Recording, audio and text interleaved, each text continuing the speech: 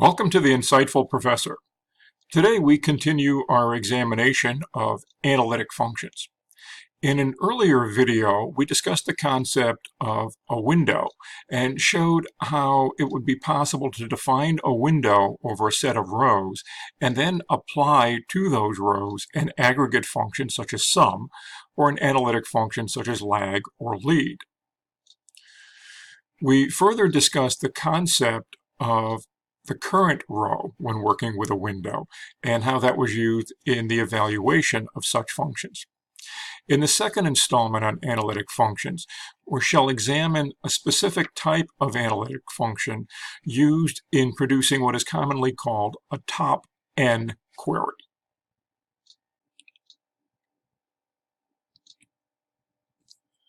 This query should be familiar, assuming that you have viewed the previous video in this series.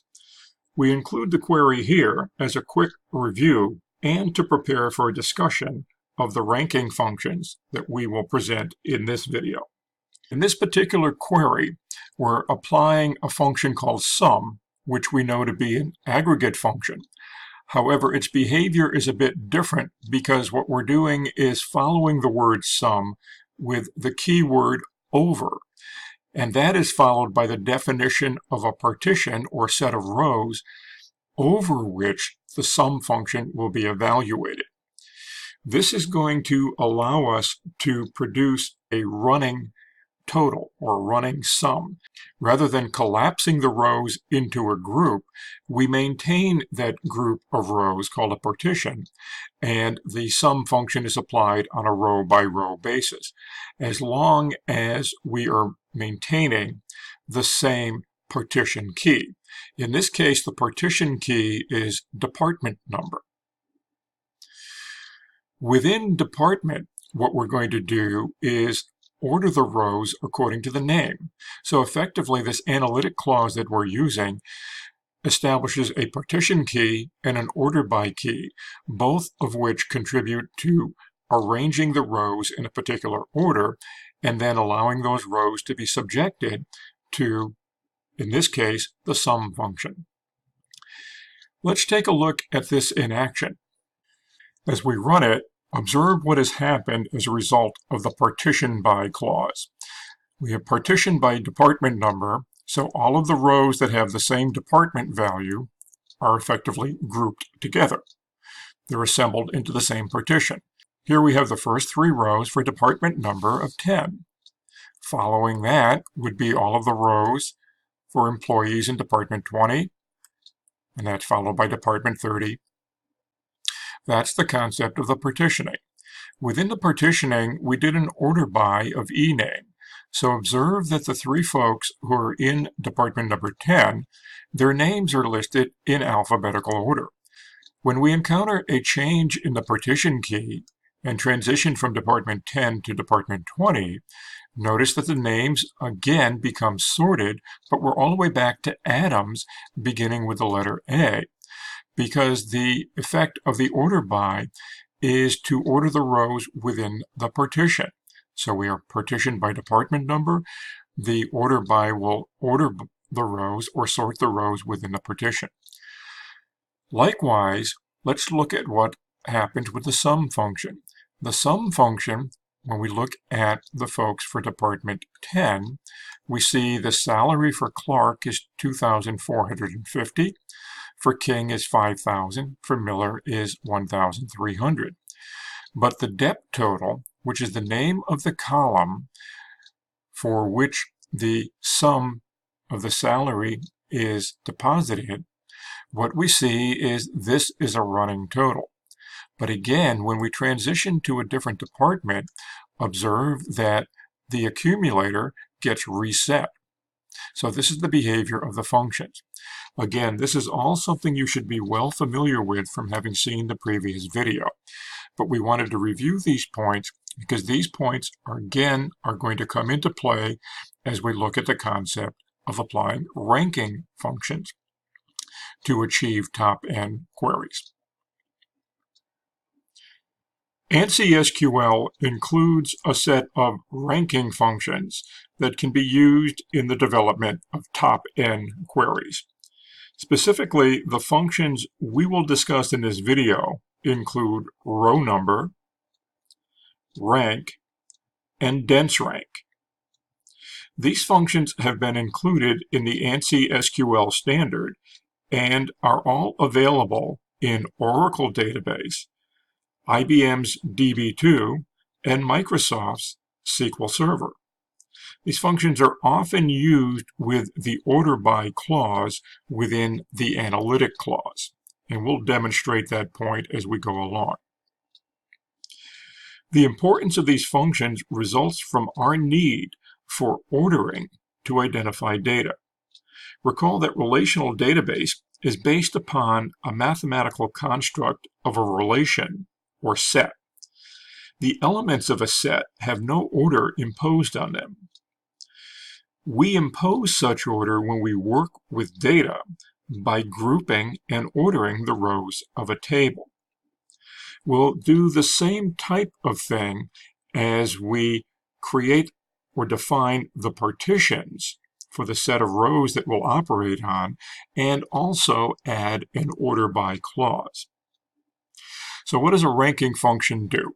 Well, a ranking function computes the rank of a record or a row compared to other records or rows within the data set, in this case a partition, based upon the values of some set of measures. Let's look at our first function, the row number function. Row number assigns a unique number which is sequentially generated starting from 1 at the beginning of the rows within the partition. And this is incremented based upon the order by. This function will always produce a unique number. The syntax is shown on the slide here. Row number is applied over a partition, and notice the query partition clause is optional here. But what is not optional is the order by clause. If we do not impose an order on the rows, row number will have very little value for us. Remember that the analytic clause could consist of a query partition clause, an order by clause, and a windowing clause. The windowing clause is not applicable to the row number function. We extend our review query to include the row number function. Notice that the partition definition for the sum function identifies partitioning by DEPNO, or department number, as the partitioning key, and ordering by ename. Row number uses the same definition for its partition. The effect of the partition by DEPNO and order by ename in the analytic clause puts rows in order by department number and within department number by the employee name. This is the same ordering applied to the result returned by the select statement. Note the final order by clause. Just as a change in the partitioning field causes the running total to be reset, this same type of change will also result in row numbering being reset for the new partition. The first row in each partition will have a row number of 1. Also note that omitting a partitioning clause means the entire result set is treated as a single partition. Let's go to the database and take a look at this example. When this query is run, we again see some of the same information we're already familiar with. We see the folks from Department 10 with their individual salaries displayed, and then our running accumulator. And again, when we transition to a different department, a different partitioning key value, we see that the accumulator is reset. What we're now going to take a look at is the row number function. This is displayed in the EMPS column, and notice that the first row in partition 10 has a value of 1. Then the second row has a value of 2, and then 3, and we continue to add 1, producing a sequence of numbers. Notice also the transition from department 10 to department 20. This row number counting or sequential number scheme is reinitialized. So the first row in department 20 has a value of 1. Notice that each row in department 20 has a unique value. And when we transition from department 20 to department 30, once again, we reset the row number count. And again, all of the values within that department are unique. We made the comment that if there is no partitioning clause, then the entire row set is treated as a partition. Let's demonstrate that here, just to confirm what we had said.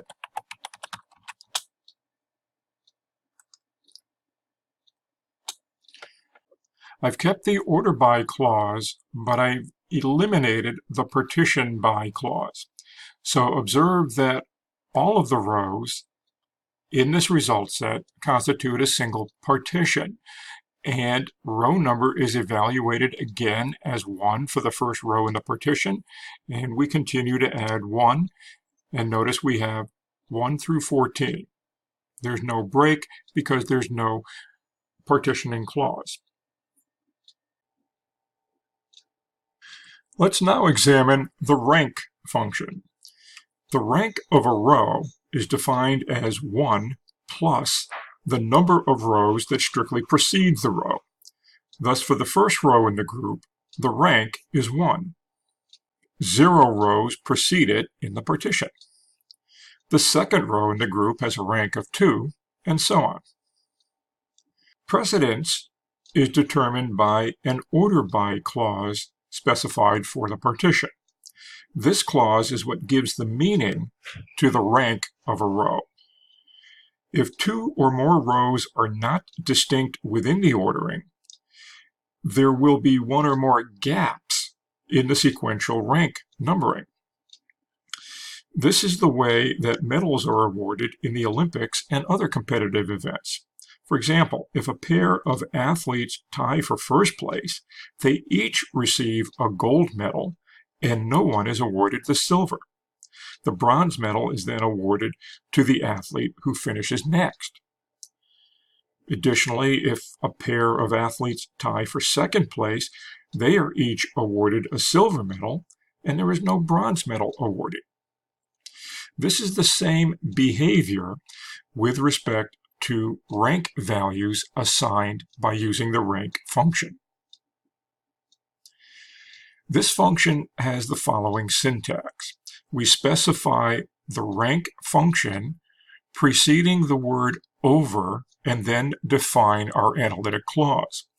The analytic clause may optionally include the query partition clause, but must include the order by clause. And as with the row number function, there is no windowing clause that applies to this particular function. Our first example of the rank function will identify all employees within each department and present the rows according to the salary within the department. The relative ranking of the employee's salary with the department will be indicated as a result of applying the rank function. This ranking will be presented in a column that we have named R. The employee with the largest salary is the highest paid employee in the department. Remember that rank assigns a sequential rank to a row in the partition. To ensure that the employee with the highest salary is ranked first, the order by clause must specify a descending order of salaries.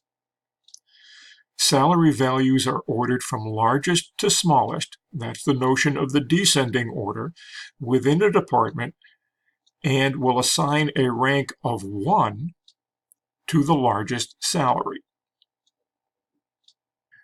Let's take a quick look at this query in action. We see that we have the order by clause specified for the salary in descending order. This is going to ensure that the salaries go from highest to smallest within each partition, the highest being the top paid, which is what we're looking to assign a rank value of 1. Partitioning by department number, we see the folks that make up Department 10 have salaries from 5,000 when we look at descending order. Thus, the highest paid is 5,000, receiving a rank of 1. Likewise, when we go to a new partition, a new department number, we start all over again. So we assign a rank of 1, and in this particular case, observe that the tie has occurred for the top salary. So Scott and Ford each make 3,000, so they tie for first. Notice there is no award for second place or a second rank. Jones at 2,975 has the second highest salary, but he's listed as ranking number 3. Remember, this is that Olympic type of awarding. What would happen if we took this query and modified it so that instead of a descending order, we used an ascending order? Changing the order to the default of ascending produces this result. Let's look at the folks in Department 10. Notice we go from the lowest to the highest. So this is not giving us the highest rank number 1, but giving us the lowest. This is the reason that we reverse the order and use a descending sequence for the order by. Let's review a few key points related to the use of the rank function. First, we see that ascending is the default sort order. While ascending is the default order, it generally makes sense to change this ordering to descending when using the rank function. Remember that the partitioning clause is optional when using this function. In effect, the value expressions of the partition by clause define the reset boundaries. When the clause is present, expressions in this clause divide the query result set into groups within which the rank function operates. The order by clause specifies the measures, the value expressions, on which ranking is done and defines the order in which rows are sorted in each partition.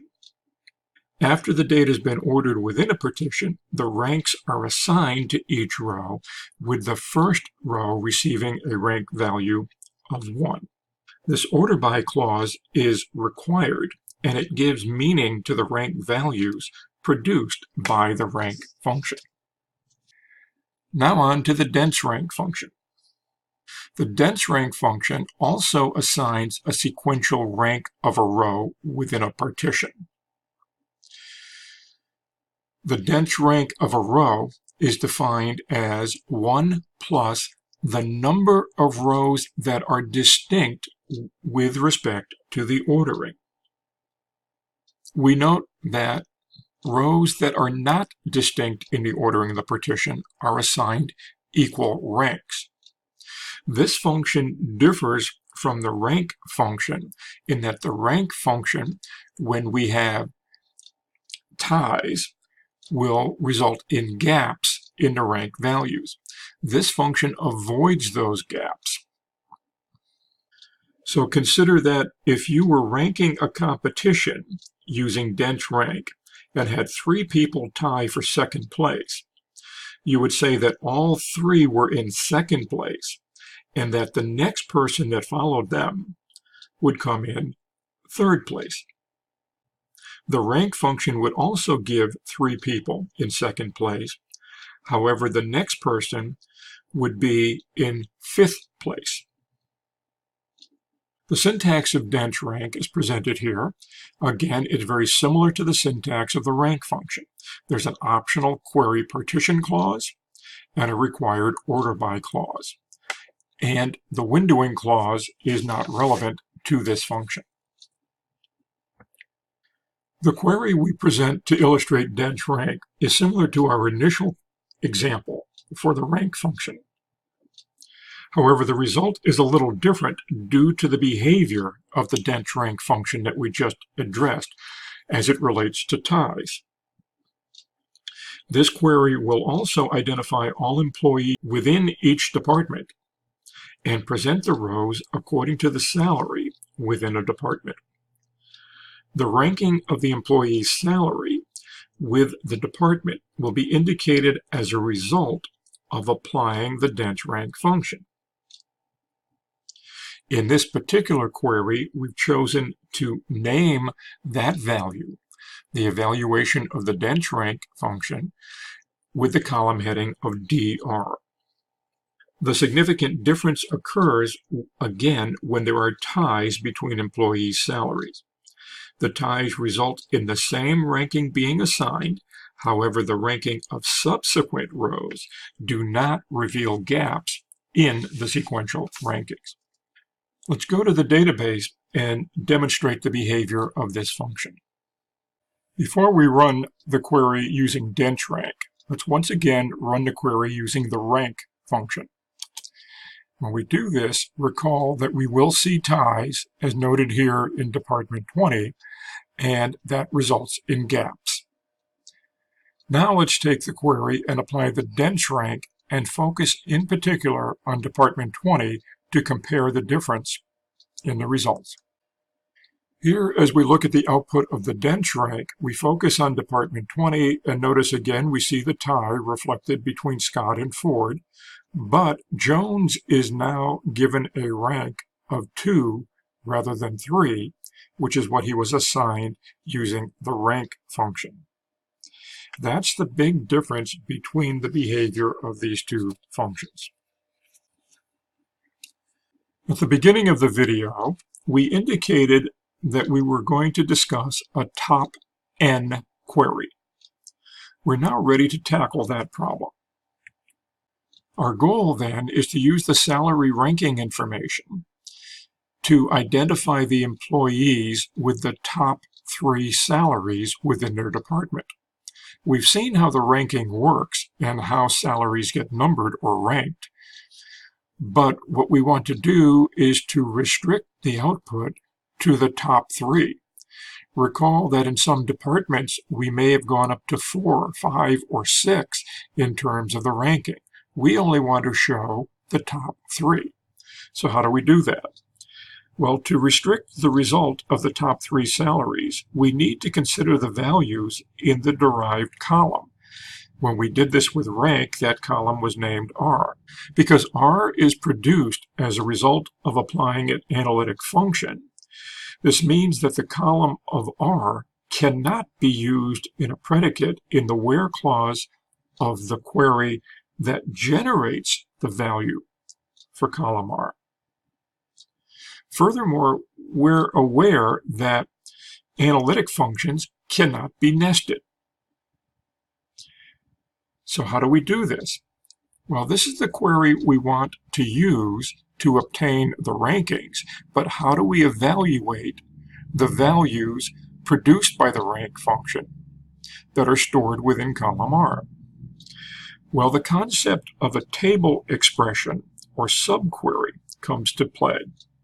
The idea is that a table expression or subquery produces a table. If we use such an expression in the from clause, we can get full access to all columns that result from evaluating this table expression or subquery.